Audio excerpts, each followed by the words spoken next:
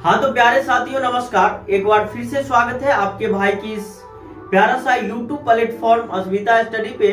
और I hope कि आप लोग बढ़िया होंगे और अपनी पढ़ाई जो है लगातार और मस्ती के साथ कर रहे होंगे, क्योंकि अब आप लोगों के पास कुछ ही समय बचा हुआ है एग्जाम का।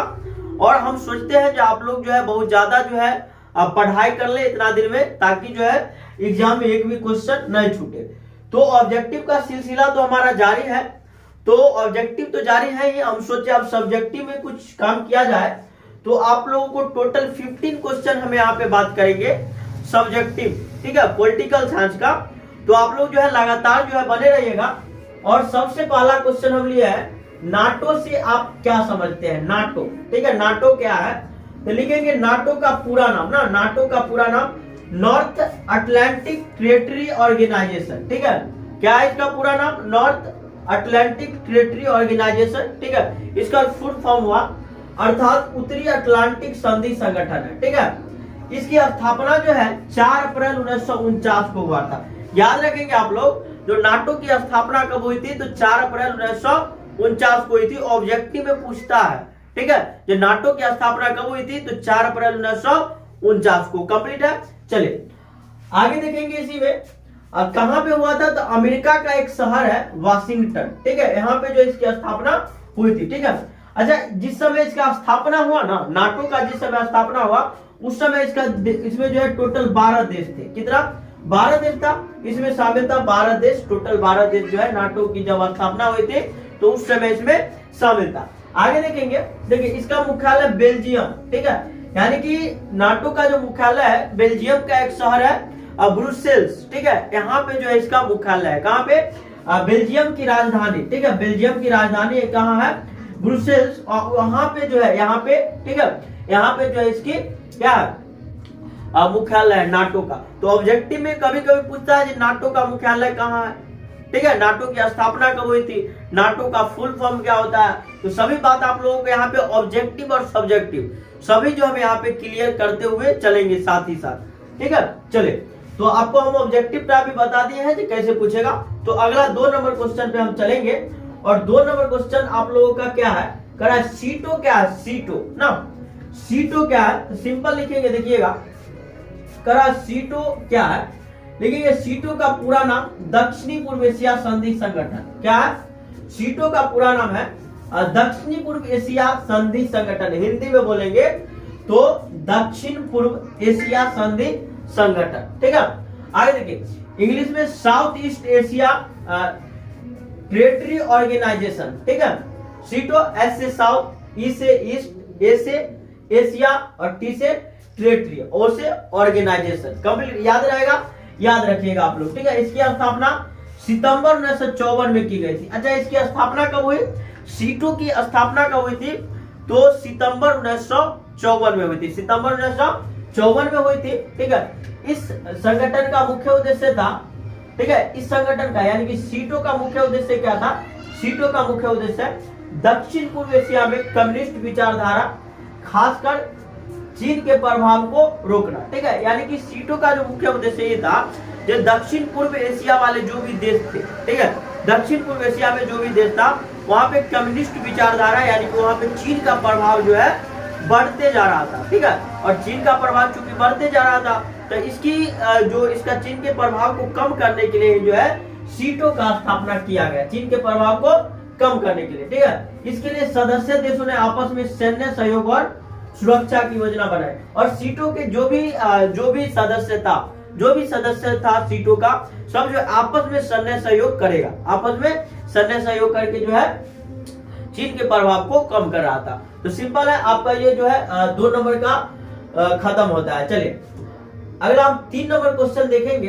3 नंबर क्वेश्चन है वार्सा पैक्ट का वर्णन कीजिए ना, वार्सा पैक्ट का वर्णन कीजिए। तो लिखेंगे वार्सा पैक्ट पूर्वी यूरोप के साम्यवादी, ठीक है, जो कम्युनिस्ट होता है ना, कम्युनिस्ट, उसी को साम्यवादी कहा जाता है, देशों का एक सैन्य संगठन था, ठीक है। वार्सा पैक्ट जो था कम्युनिस्ट देशों का, ठीक है, एक सैन्य संगठन था। और इसका स्थापना जो है 14 मई 1955 को हुआ था। कब हुआ था? इसकी स्थापना 14 मई 1955 को पोलैंड की राजधानी, ठीक है, पोलैंड की जो राजधानी थी वार्सो में, ठीक है, वार्सो में जो है पोलैंड की राजधानी थी वार्सो, और वार्सो में की गई थी। ठीक है, चलिए आगे देखते हैं। इसमें करा इस गठबंधन का नेतृत्व सोवियत संघ कर रहा था। अच्छा, इस गठबंधन का नेतृत्व कौन कर रहा था? तो सोवियत संघ कर रहा था, सोवियत संघ। और इसमें नाटो, ठीक है, नाटो के जवाब में बनाया गया था। ये जो नाटो बना था ना, नाटो के जवाब में ही बनाया गया था, नाटो के जवाब में बनाया गया था ताकि पश्चिमी देश की ताकत का मुकाबला किया जा सके। ठीक है, वो नाटो में पश्चिमी देश सब था, तो पश्चिमी देश की ताकत के मुकाबला किया जा सके, इसलिए जो है इसका स्थापना किया गया था। ठीक है, चलिए आगे देखिए। इस समझौते के तहत कोई भी सदस्य देश दूसरे सदस्य देश में अपनी सेना सरकार की अनुमति से तैयार कर सकता था। बात समझ में आ रहा है? यानी कि कोई भी देश जो इसके सदस्य था, ठीक है, जो इसका सदस्य था, ठीक है, जो इसका सदस्य था, ठीक है, वार्सा पैक्ट का जो सदस्य था ना, वार्सा पैक्ट है, जो कोई भी देश जो वार्सा पैक्ट का सदस्य था, वो क्या करेगा? एक दूसरे देश के सरकार के सहयोग से, ठीक है, क्या कर सकता था? अपनी सेना उस देश में को मदद के लिए भेज दे, या अपनी सेना की तैयारी जो है उस देश में जाके करवा सके। ठीक है, आगे दूसरे देश में अपनी सेना सरकार की अनुमति से तैनात कर सकता था। अच्छा, इसका उद्देश्य था सभी साम्यवादी देशों की सुरक्षा और एकता बनाए रखना। और इसका उद्देश्य क्या था? सभी जो भी साम्यवादी देश था उसमें सुरक्षा बनी रहे, उसमें एकता बनी रहे। कंप्लीट है। चलिए अगला क्वेश्चन देखेंगे। अगला क्वेश्चन आपका 4 नंबर का क्वेश्चन है, और 4 नंबर का क्वेश्चन क्या कर रहा है, देखिएगा, आप लोग समझिएगा इसको, ये थोड़ा है। क्वेश्चन पूछता है क्यूबा का मिसाइल संकट क्या है ना, क्यूबा का मिसाइल संकट क्या है? तो देखेंगे क्या होता है क्यूबा का मिसाइल संकट। देखिए, क्यूबा अमेरिका के तट से लगा हुआ एक छोटा सा द्वीपीय देश है, छोटा सा, अमेरिका के तट से, ठीक है, अमेरिका से सटा हुआ एक छोटा सा देश है क्यूबा। क्या नाम है उसका? क्यूबा। ठीक है, यह नजदीक तो अमेरिका का है, लेकिन क्यूबा का जुड़ाव सोवियत संघ से था। ठीक है, क्योंकि देखिए कोई क्यूबा जो है नजदीक तो किसके था? अमेरिका का, लेकिन इसका जुड़ाव बहुत ज्यादा किससे था? तो सोवियत संघ से था। किससे था? सोवियत संघ से। ठीक है, देखिए सोवियत संघ से था, और सोवियत संघ उसे आर्थिक तथा वित्तीय सहायता देता था। ठीक है, सोवियत संघ से ज्यादा लगाव था, तो सोवियत संघ इसको आर्थिक रूप से और वित्तीय रूप से, दोनों रूप से जो है इसका सहायता करता था। कंप्लीट है। चलिए 1961 के अप्रैल माह में, 1961 के अप्रैल महीना में क्या होता है देखिएगा, सोवियत संघ के नेताओं को यह चिंता होने लगी थी कि अमेरिका क्यूबा पर हमला कर देगा। ठीक है, और 1961 के अप्रैल महीना में क्या हुआ, सोवियत संघ के जो बड़े बड़े नेता थे उनको इस बात का चिंता हुआ जो अमेरिका हो ना हो कहीं क्यूबा पे हमला कर दे, और क्यूबा में कहीं ना कहीं आर्थिक रूप से और वित्तीय रूप से सहायता कर रहा था सोवियत संघ। इसका मतलब वो अपना इन्वेस्ट किए हुए था क्यूबा में, अपना पैसा जो है फंसा के रखा होगा, कुछ कुछ कंपनी उपनी खोले होगा।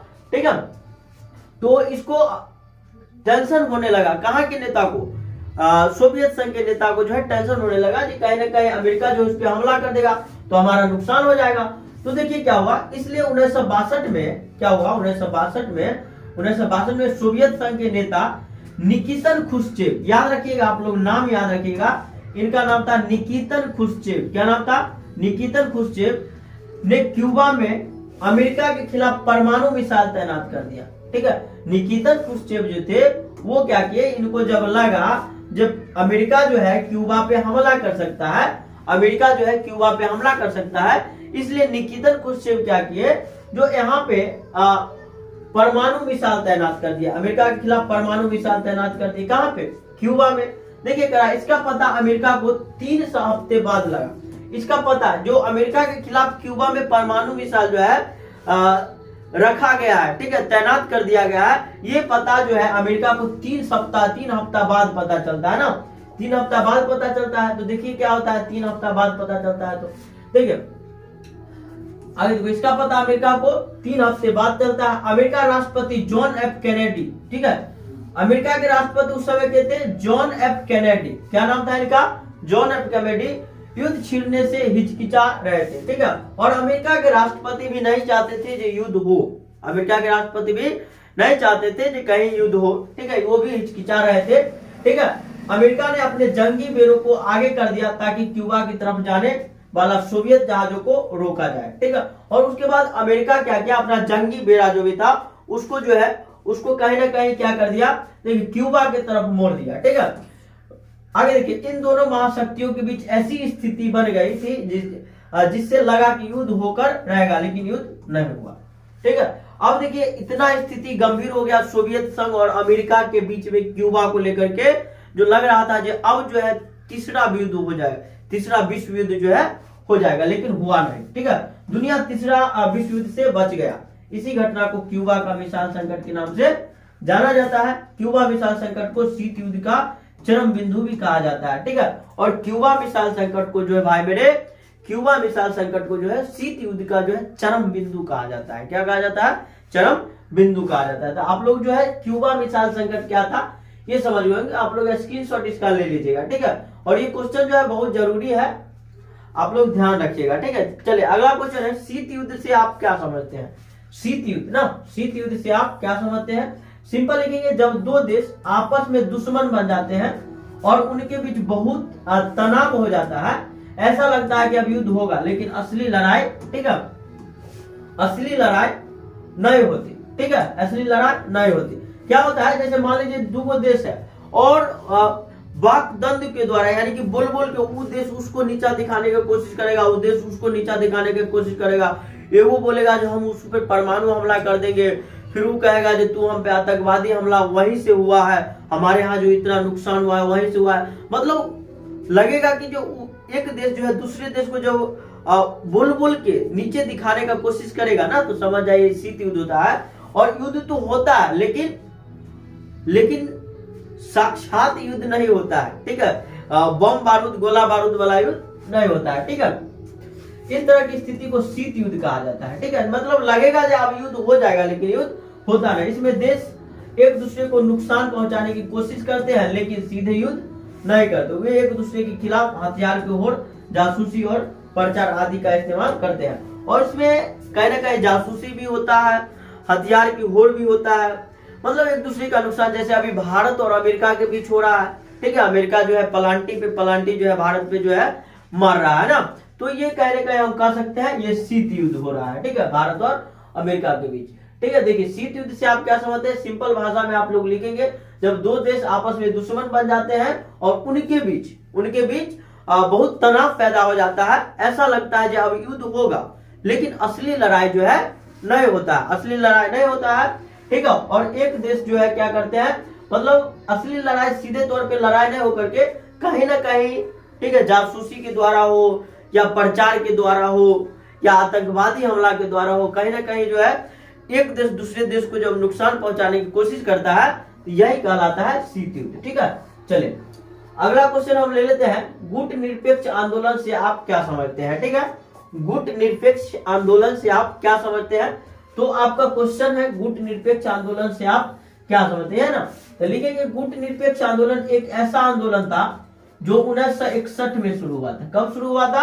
1961 में। सिंपल लिखेंगे, गुट निरपेक्ष आंदोलन एक ऐसा आंदोलन था जो 1961 में शुरू हुआ था। ठीक है, और इसकी शुरुआत जो है यूगोस्लाविया, कहाँ देखिएगा जरा, यूगोस्लाविया की राजधानी बेलग्रेड में हुई थी। ठीक है, यानी कि गुट निरपेक्ष आंदोलन की शुरुआत कहां से हुई?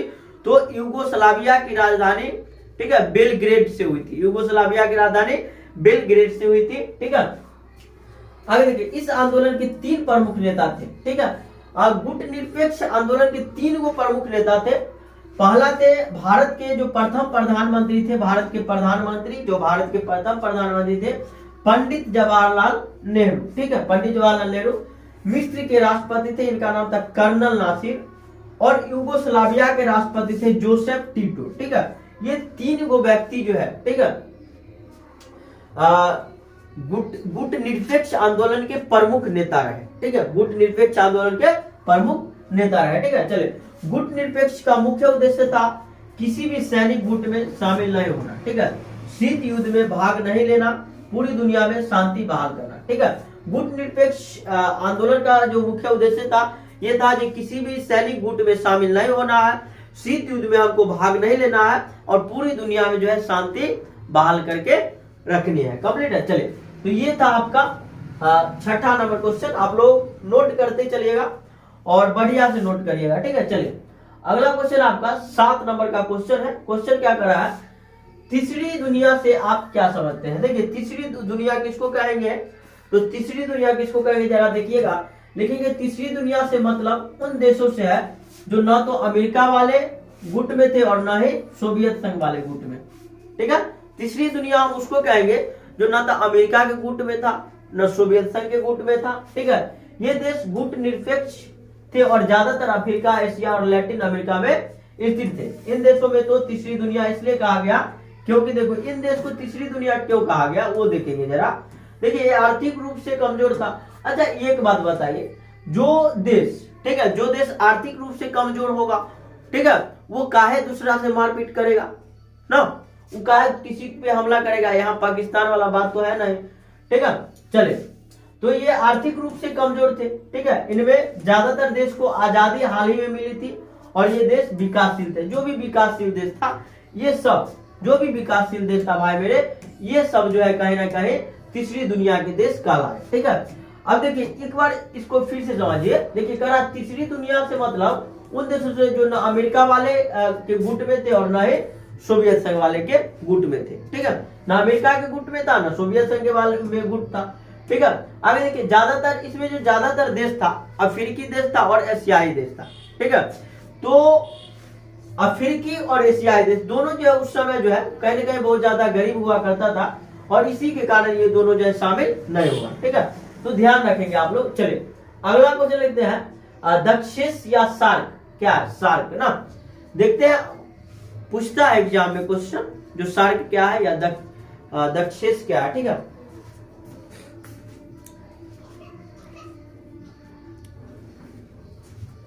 चलिए तो क्या है आगे, दक्षिश या सार्क क्या है, ये ना है कह रहा है दक्षिश दक्षिण एशिया के 8 देशों का आर्थिक और राजनीतिक संगठन है। ठीक है, दक्षिण एशिया का 8 देश, ठीक है, उसको दक्षिश कहा गया या फिर हम सार्क कहेंगे। ठीक है, आगे देखिए इसकी शुरुआत 8 दिसंबर 1985 में हुई थी। ठीक है, दक्षिश की शुरुआत कब हुई, 8 दिसंबर 1985 में हुई थी। भारत, पाकिस्तान, बांग्लादेश, श्रीलंका, नेपाल, मालदीव और भूटान द्वारा मिलकर इसकी स्थापना की गई थी। याद रखेंगे। ठीक है, दक्षिश की स्थापना किन किन देशों के द्वारा की गई थी, भारत हो गया आपका, पाकिस्तान हो गया, बांग्लादेश हो गया, श्रीलंका हो गया, नेपाल हो गया, मालदीव हो गया और भूटान, ये सब मिलकर जो इसकी स्थापना की थी। ठीक है, इसका मुख्यालय कहाँ है, काठमांडू। काठमांडू कहाँ है, तो नेपाल में। काठमांडू कहाँ है, नेपाल में। 2005 में, ठीक है, ढाका में आयोजित 13वें सार्क शिखर सम्मेलन में अफगानिस्तान को 8वें सार्क सदस्य के रूप में मान्यता दी गई थी। ठीक है, ठीक है, 2000 कितना है, 2005 में जो है 2005 में ढाका में जो है 13वां सार्क शिखर सम्मेलन हुआ। ठीक है, 2005 में 13वां सार्क शिखर सम्मेलन हुआ। ठीक है, इसमें अफगानिस्तान को जो है 8वां सार्क सदस्य के रूप में शामिल कर लिया गया और फिर 2007 में अफगानिस्तान इसका सदस्य बना और 2007 में अफगानिस्तान जो है इसका सदस्य बन गया। कंप्लीट है। चलिए, तो ये था दक्षिश या सार्क, आप लोग याद रखेंगे जो सार्क क्या है। ठीक है, चलिए, किसी को किसी भी प्रकार का दिक्कत हुआ या फिर होगा तो कमेंट में बताइएगा जो भैया ऐसा ऐसा दिक्कत जो है वीडियो में आ रही है, या किसी को पीडीएफ चाहिए तो डिस्क्रिप्शन में जो है लिंक दे दिया गया है चैनल के डिस्क्रिप्शन में। आप लोग जो है वहां पे जाके व्हाट्सएप पे जो है मैसेज करिए, कॉल नहीं करिएगा और जो है अपना पीडीएफ ले लीजिएगा। ठीक है, चलिए अगला क्वेश्चन है आप लोगों का, सिंधु जल संधि क्या ना, सिंधु जल संधि देखेंगे। सिंधु जल संधि नदियों के जल के बंटवारे के लिए भारत और पाकिस्तान के बीच 1960 में विश्व बैंक की सहायता से एक संधि हुई जिसे सिंधु जल संधि कहा जाता है। बात को समझिएगा, जो सिंधु नदी है, ठीक है, वो उसके जल के बंटवारा को जो है भारत और पाकिस्तान के बीच में जो है उसके पानी को बांटा गया। ठीक है, और ठीक है, पानी को बांटा गया 1960 में किसके सहायता से, 1960 में जो है विश्व बैंक की सहायता से एक संधि बना। विश्व बैंक की सहायता से जो एक संधि हुआ जिसे सिंधु जल संधि कहा जाता है। ठीक है, जिसको हम क्या कहेंगे, सिंधु जल संधि। और यह संधि भारत पाकिस्तान के बीच, ठीक है, ये जो संधि है भारत पाकिस्तान के बीच जो है अनेक सैन्य संघर्षों के बावजूद भी जो है कायम है। ठीक है, भारत पाकिस्तान के बीच ये संधि बनाया गया है। ऐसे भी ऑब्जेक्टिव में क्वेश्चन पूछता है जो सिंधु जल समझौता जो है किन दो देशों के बीच हुई है, तो याद रखेंगे भारत और पाकिस्तान। ठीक है, भारत और पाकिस्तान। ठीक है, किसके सहायता से, तो विश्व बैंक की सहायता से जो है बनाया गया।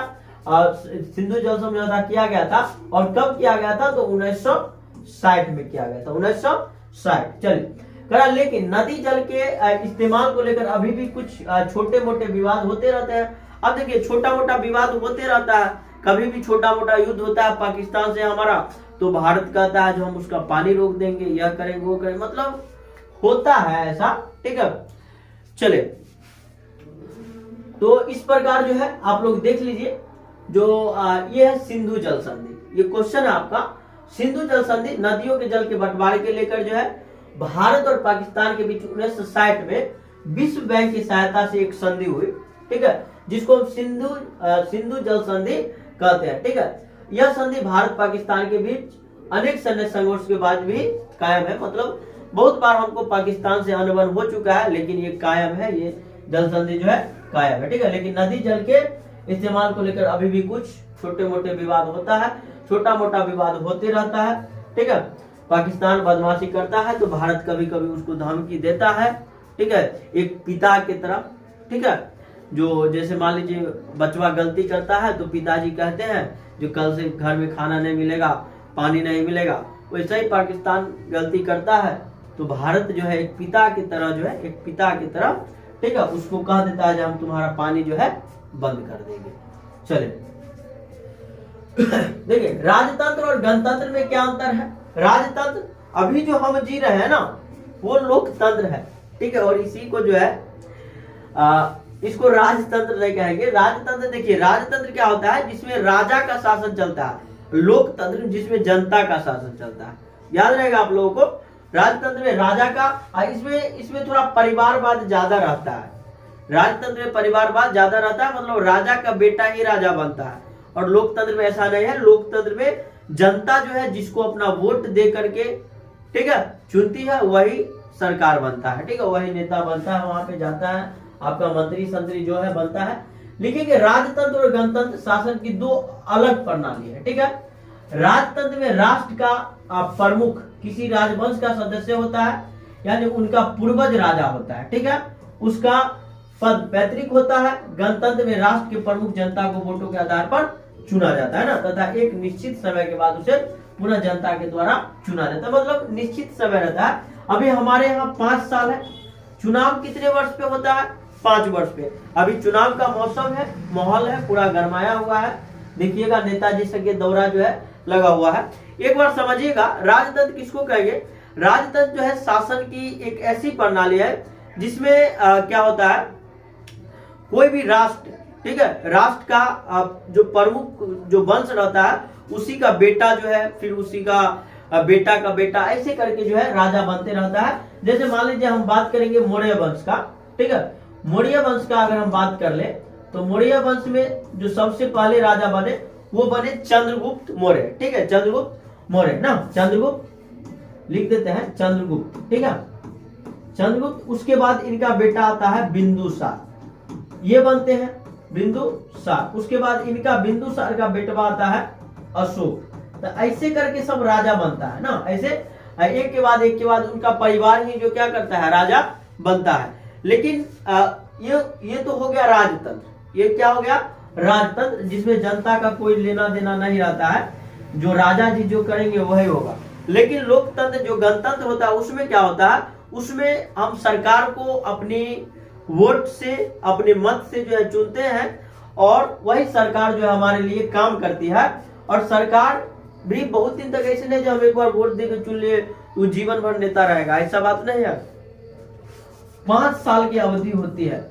गांव में मुखिया का चुनाव 5 साल में होता है, प्रधानमंत्री का चुनाव हो गया, लोकसभा चुनाव हो या फिर विधानसभा चुनाव हो, ठीक है, सब जो है कहीं ना कहीं 5 साल पे होता है। तो अवधि सबका क्या होता है, निश्चित होता है, अवधि निश्चित होता है। चलिए, तो आप लोग इसको भी समझ गए होंगे। स्क्रीनशॉट सबका लेते चलेगा और अपने कॉपी में जो है नोट करते चलेगा। बात करते करते हम 11 नंबर के क्वेश्चन में पहुंच गए हैं।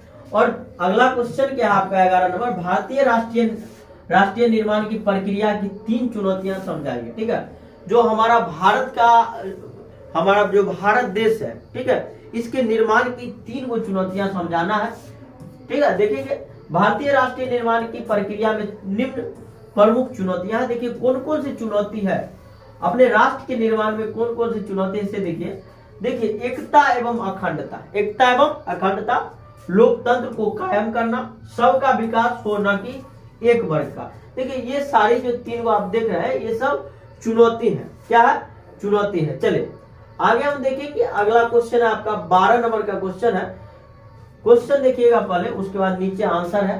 9/11 आतंकी हमला का वर्णन करें या 9/11 की घटना का वर्णन करें। 9/11, ठीक है, देखेंगे 9/11 की घटना क्या है। देखिए ये है आपका आंसर। ठीक है, ये आपका आंसर सिंपल भाषा में समझिए तो 9/11 की घटना 11 सितंबर, ठीक है, 11 सितंबर 9/11 की घटना 11 सितंबर 2001 को हुई थी। कब हुई थी?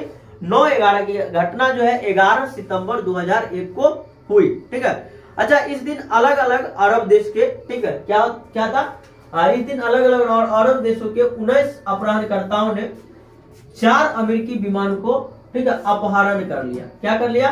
अपहरण कर लिया। 9/11 को क्या हुआ देखिएगा, इस दिन जो है अरब देश के, ठीक है, अलग अलग अरब देश के, अरब के अलग अलग देश के जो है 19 को अपहरण करता, मतलब 19 को आतंकवादी क्या क्या 4 को अमेरिकी विमान को जो है अपहरण कर लिया। ठीक है, मतलब कि एक तरह से जो है उसको गायब कर दिया। इस हमले में 2 विमान वर्ल्ड ट्रेड सेंटर, ठीक है, के उत्तरी तथा दक्षिणी टावर से टकराए। ठीक है, अभी जो हमला हुआ इसमें विमान जो है, ठीक है, विमान जो है विमान क्या हुआ, वर्ल्ड ट्रेड सेंटर के उत्तरी तथा दक्षिणी टावर से क्या हो गया, टकरा गया। तीसरा विमान पेंटागन से टकराया, जो कि अमेरिका के राष्ट्रीय सुरक्षा विभाग का मुख्यालय, वहां पे टकरा गया। और चौथा विमान को जो है अमेरिका कांग्रेस के मुख्यालय इमारत से टकराना था। ठीक है, मतलब एक आतंकवादी जो है मतलब कि एक तरह से हम कह सकते हैं जो बना लिया था, जो चलिए यहीं पे जो है, ठीक है, टकराना है, इसको जो है यहाँ पे टकरा देना है, किसी को टावर में टकरा देना है, किसी को पेंटागाना से टकरा देना है, किसी को जो है मुख्यालय से टकरा देना है, उसका बिल्डिंग है उससे, ठीक है, टकरा देना है, और उसमें जो भी लोग रहेगा वो सब उसमें मारा जाएगा। इस प्रकार जो है कहीं ना कहीं अमेरिका जो है दहल जाएगा ना। मान लीजिए 4 गो विमान है तो 200-250 तो एक विमान में आदमी रहता है नॉर्मल, लेकिन वह पेंसिल्वेनिया के एक खेत में जा गिरा। और देखिए ये जो विमान जो था, चौथा विमान जो था उसको कहां से टकराना था, अमेरिकी कांग्रेस मुख्यालय से टकराना था। और ये जो है वहीं पे वो जगह है पेंसिल्वेनिया, वहां पर, ठीक है, वहां पे गया और खेत में, मतलब एक तरह से जो है हाईजेक तो हुआ, लेकिन क्या हुआ, आतंकवादी का प्लान जो है काम नहीं किया, उल्टा हो गया, खेत में जाकर के गिर गया। ठीक है,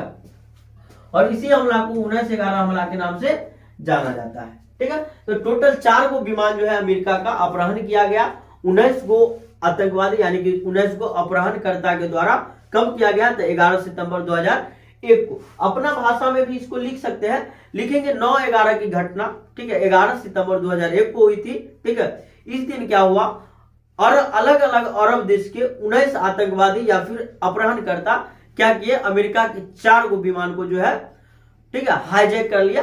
ठीक है, यानी कि एक तरह से उसको जो है अपहरण कर लिया, अपहरण किया, उसके बाद जो है उस विमान को जो है अलग अलग जगह पे जाके गिरा दिया, अलग अलग जगह पे जाके गिरा दिया। और इसी को जो है क्या कहा जाता है, इसी को जो है 9/11 के हमला कहा जाता है। शॉर्टकट में आप लोग लिखिएगा। ठीक है, चलिए अगला क्वेश्चन आप लोगों का, इसका परिणाम देखिए, क्वेश्चन है इसका परिणाम देखिए, घटना जो है इसका परिणाम है, अमेरिका पर किया जाने वाला यह हमला अब तक का सबसे बड़ा हमलों में से एक था। इस हमला में काफी जान माल की क्षति हुई, ये बात हम आपको पहले बताए थे। जो इस हमला में जो है अमेरिका को जो है बहुत सारा नुकसान हुआ, बहुत जान माल की क्षति हुई। इस हमला में लगभग 3000 व्यक्ति मारे गए। कितना? 3000 व्यक्ति जो है मारा गया। ठीक है, चलिए जहाज वाला मरा होगा, आसपास के लोग भी मरेगा।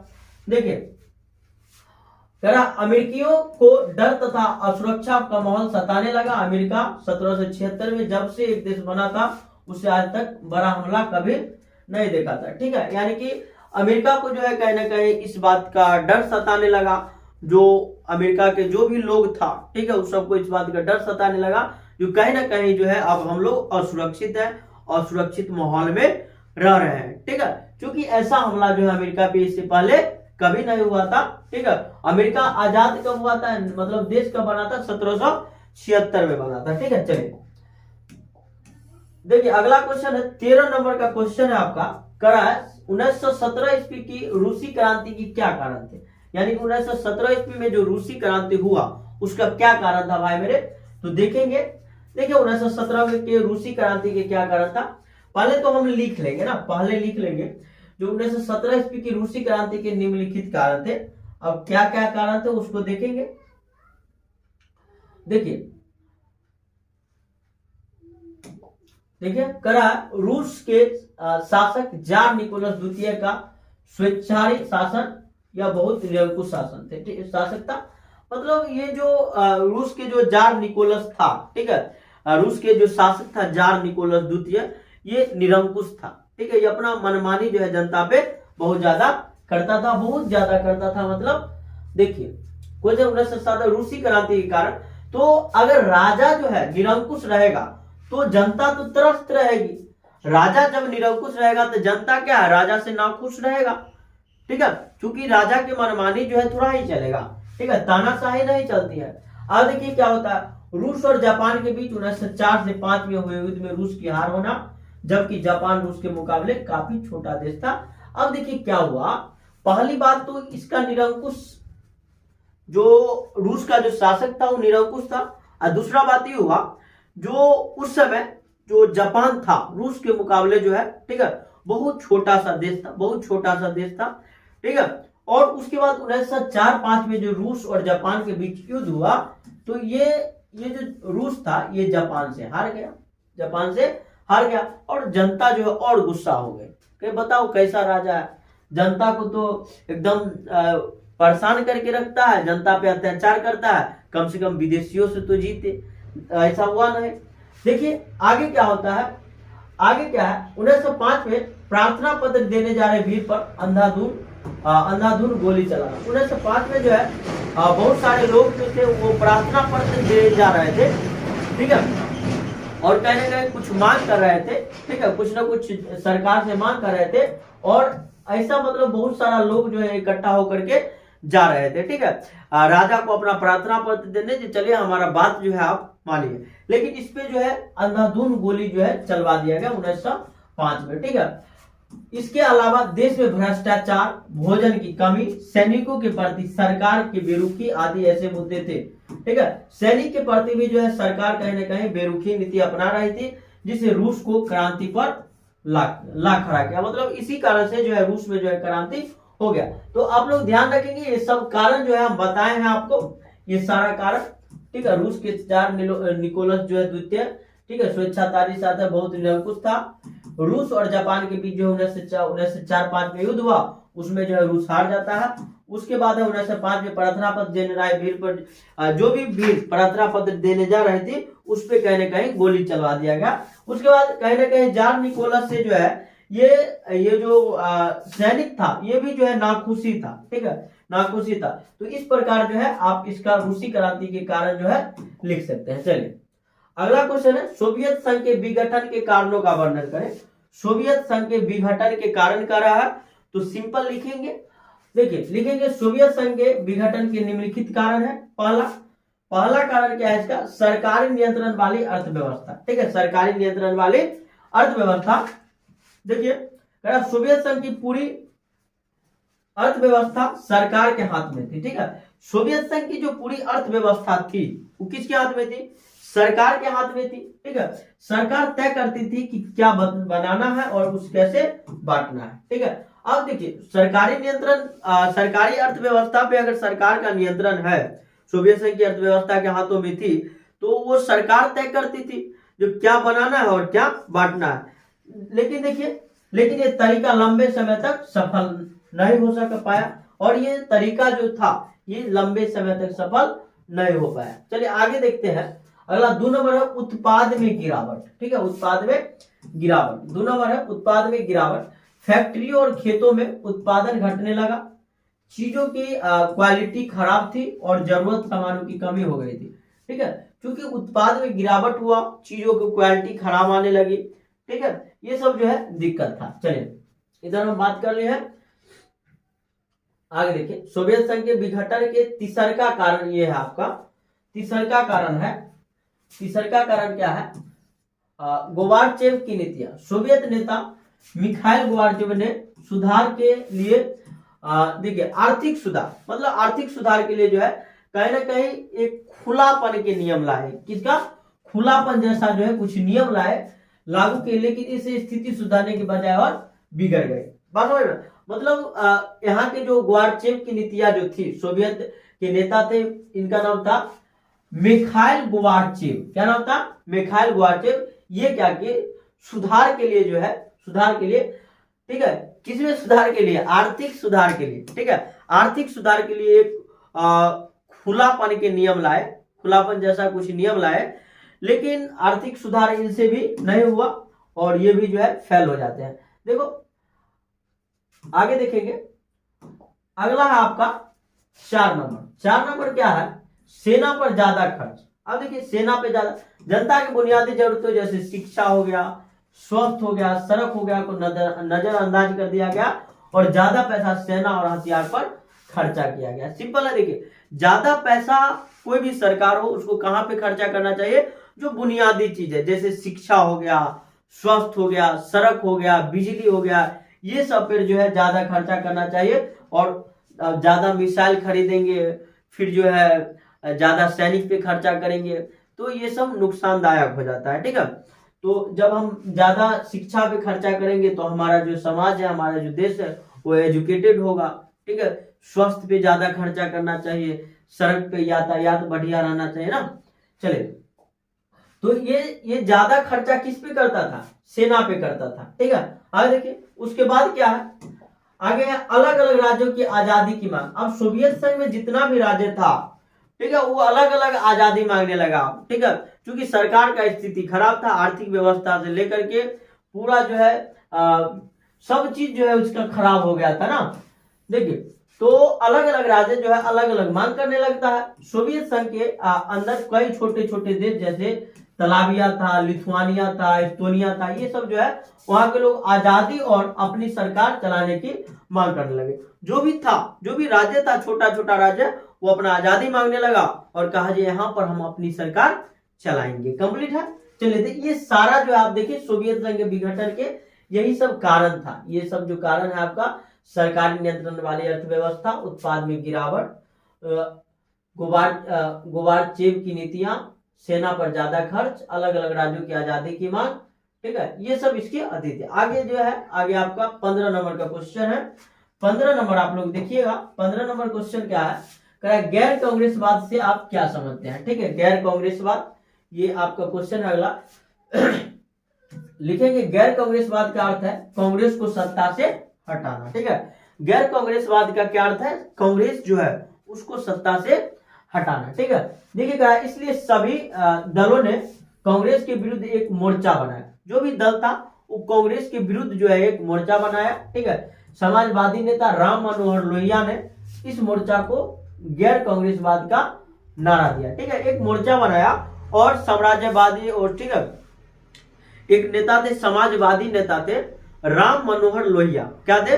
राम मनोहर लोहिया। ये जो है इस मोर्चा को जो है गैर कांग्रेसवाद का नारा दिया। 1952 से लेकर के 1962 तक के चुनाव में कांग्रेस को ही बार बार सफलता मिलती रही। ठीक है, 1952 से लेकर के 1962 तक जो भी चुनाव हुआ, सब में जो है कांग्रेस जो है बार बार सफल होती गई, जिससे चुनावी राजनीति पर कांग्रेस का ही प्रभुत्व रहा। ठीक है, गैर कांग्रेसी विरोधी दलों ने एक प्रकार की भावना का नारा दिया कि इस बार कांग्रेस को हराना है। इस भावना को गैर कांग्रेसवाद के नाम से जाना जाता है, क्योंकि कांग्रेस जो है बार बार सत्ता में आ जाती थी, उसका प्रभुत्व जो है बढ़ रहा था, कहीं ना कहीं कांग्रेस का जो है दबदबा जो है कायम हो रहा था।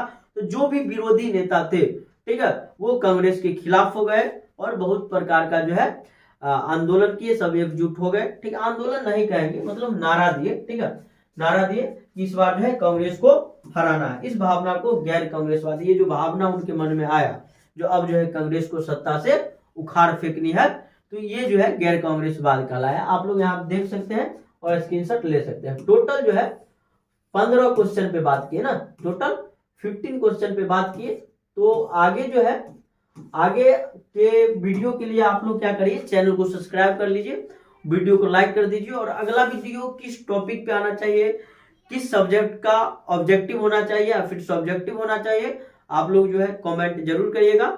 और आपका भाई जो है लगातार जो है यूट्यूब के माध्यम से आपको वीडियो जो है प्रोवाइड कराते रहेगा। Thank you. फिर मिलते हैं एक नए वीडियो के साथ, तब तक के लिए बाय।